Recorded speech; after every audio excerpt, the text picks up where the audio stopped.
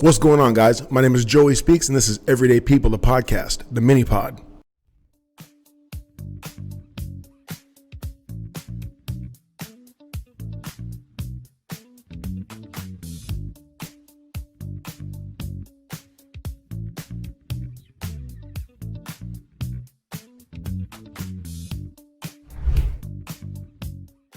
So today on the mini pod, I want to talk to you guys about a few different items, okay? And so the first one I want to talk to you about is, number one, have you noticed, with the mini pods, I'm just jumping right in. I just want to I have these things on my mind and I want to get to them, so we're jumping in. Anyway, so what do you really need to get yourself in shape? So I 100% know, not just think, but I know that so many people get paralysis by analysis. This person told me to do this. This person told me to do that. I looked online and I saw 10 different things telling me to do this and 10 different things telling me to do that. Well, what should I do? Well, you know what you should do? You should get started and do something super basic. Now, I think that one of the things that people make a mistake with is that they think that they have to have this super elaborate program to get started. And that's so wrong. You just have to put one foot in front of the other and get going. So like I'm really ramping up for Transformation Challenge number 14 that starts January 10th. So I'm definitely in the mindset of the transformation for you and for the people who've been in my transformations before, and just how you can start the process. See, in my mind, I look at my transformation challenges as a Kickstarter to a lifestyle change. My challenges are typically 6 weeks, 8 weeks, something like that. And of course, you can make so many great changes. You can make so many, you can really create great habits in 6 weeks, 8 weeks. But the reality is you have to have the discipline to make it a lifestyle change.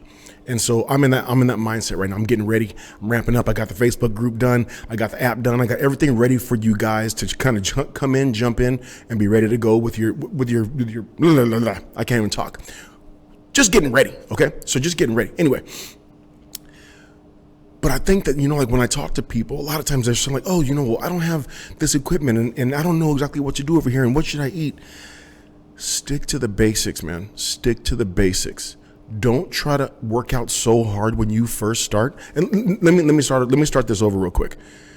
For people who are just starting, for people who need to get started, not for people who've been on it, in previous times of their lives, or they're just taking a break, whatever the case is, you know what you're doing. You know what works for you. You know where you need to go, where you need to be. I'm talking to you guys who are very nervous about starting, who have not worked out in such a long time. You have so many forms of anxiety. The beginner, the novice is who I really am talking to right here. If it applies to you and you're not a novice or a beginner, take it anyway. So just get started. Don't try to work out so hard. Just work out. Figure out what you want to do and do it. If you like boxing, box. If you like hiking, I don't know how many times I've said this. I've said the one thing that you're going to realize from me is that my story is not going to change. My approach is not going to change. That does not mean that I will not modify things to help you. Or as you get better, I will not modify things for you because your level is higher, but the basics have always worked and the basics will always work. It's just the way that it is. So just get started. I don't care what you do, just do something, okay? As far as working out goes, you're gonna be sore. I hate to tell you this. I hate to break the news to you about this. You're going to be sore and there's no way you can avoid it. If you are not sore, you didn't do enough. Especially if you have not worked out for a long time. You are going to be sore. The best way to alleviate soreness, notice I said alleviate, not avoid soreness, but alleviate soreness is to do something similar to what made you sore and then stretch. For example, let's just say you worked your chest and triceps. You did bench press, you did tricep push down, you did dumbbell bench press, you did overhead tricep extensions, whatever. So that's what got you sore. Now, you're gonna feel the soreness the next day, but you're really gonna feel the soreness 2 days from the day that you worked out. That's gonna be the peak of your soreness typically. What you need to do is do something similar to what made you sore. So You could do some push-ups. That's going to really stretch your chest out, get some blood in the muscle, and it's also going to hit your triceps. And then you stretch those muscles. That is really the only way you can alleviate soreness, is to do what you did that made you sore, and then stretch. It's not going to go away. It's only going to go away in the time it takes to go away. Some people get more sore than others, but you will get sore, okay? So if you go too hard, you could get hurt. Let your body adjust.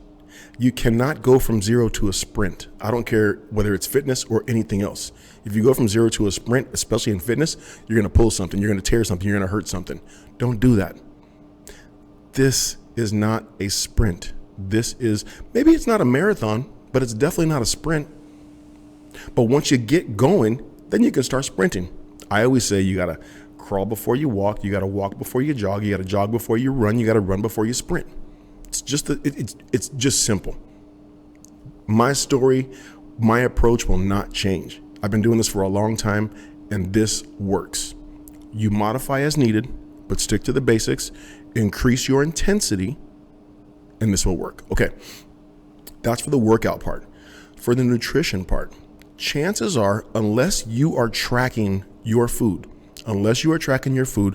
I would bet that you're eating more calories than you think you are. Let me back up again. This is for people who need to lose weight, okay? For people who need to lose weight, I had one of the greatest conversations with a client of mine, and this person eats very healthy. I mean, great quality food. They didn't know how many calories they were consuming, and they could not lose weight. And they thought, yeah, I'm eating such good food. How come I'm not losing weight? It's a calorie deficit. If you want to lose weight, you have to be eating in a calorie deficit.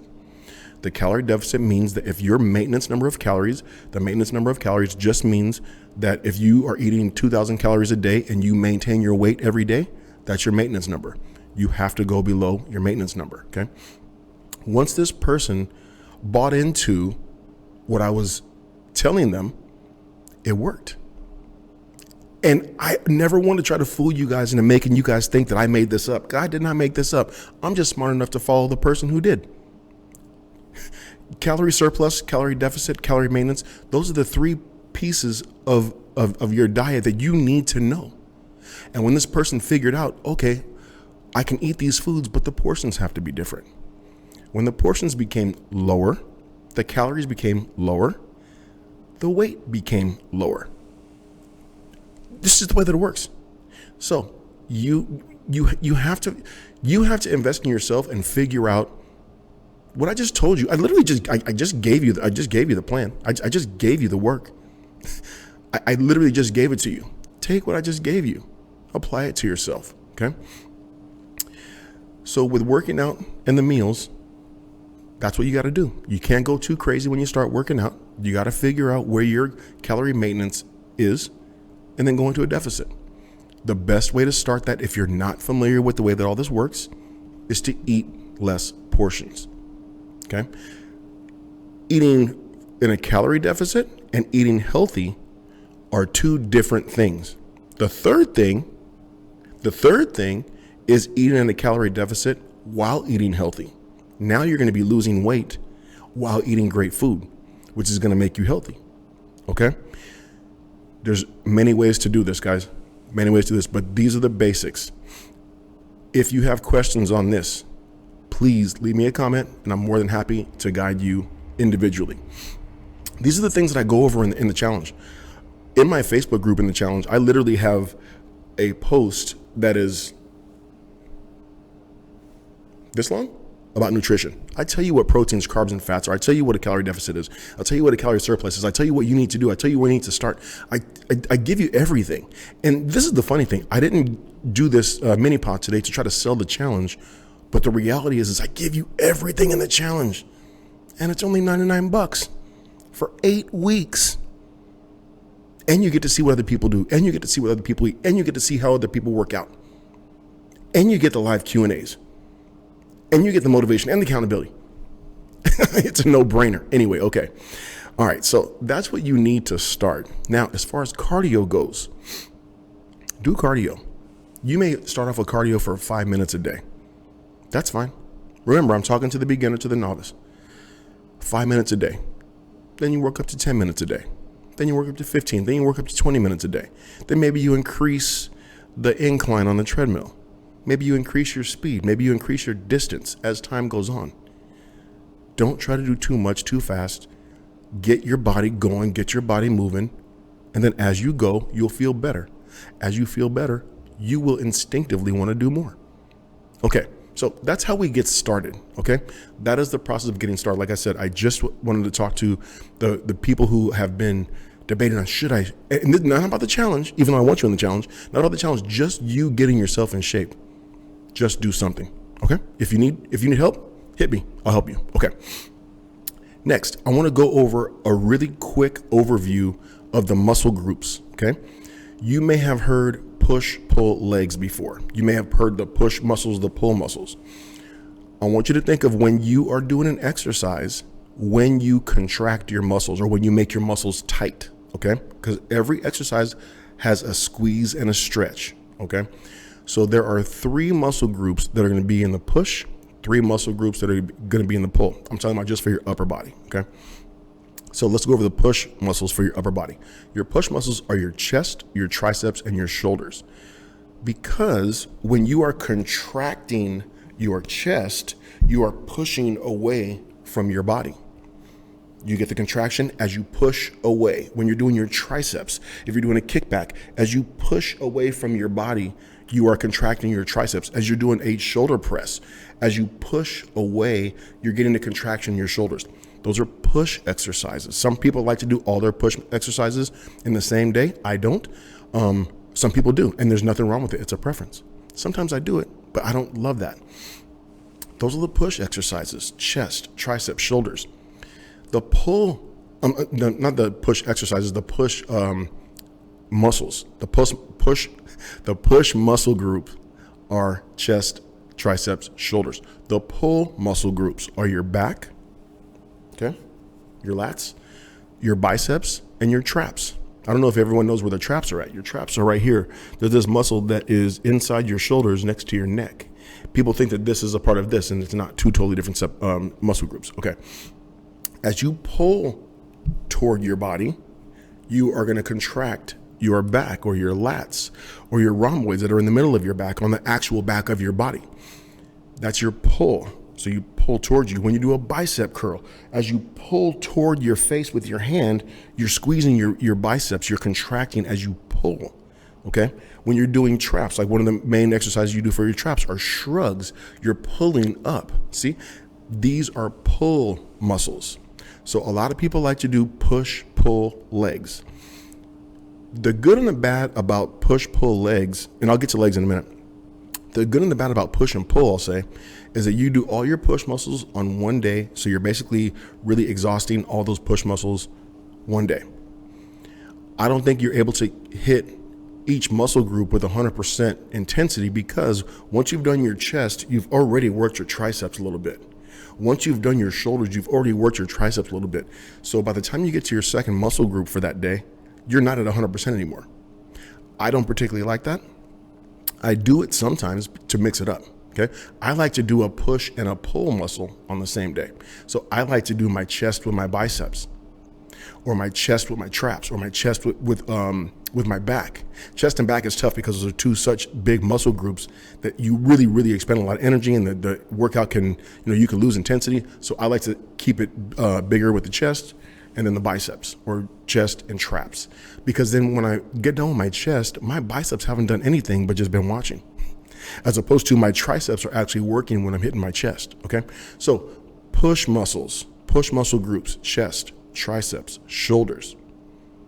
Pull muscle groups, back, biceps, traps. Now, let's get to the legs. For your legs, you do pushing and pulling the same way as your upper body, okay? But a lot of times, especially unless you're very advanced, most people just do legs on leg day. And you might do squats, and then you might do lunges, then you might do leg press, and you might do leg curls, then you might do calf raises. And that's great. You're going to get a little bit of push and pull in everything when you do all those exercises together in one day, which is what most people will typically do. The more advanced you are, let me give you an example of a really advanced workout. Let's say You're a bodybuilder and you want to get on stage. You might hit your chest in the morning, then come back and hit your calves at night. Do cardio in between, eat like a horse in between, and that's your day, chest and calves. Then the next day you might do your back and your hamstrings. Okay, so you do back, hamstrings, core in the middle of the day, eat like a horse, boom. So when you are getting super detailed about where you're at and where you want to go, you will separate the muscles out to do one muscle at a time. Totally different thing.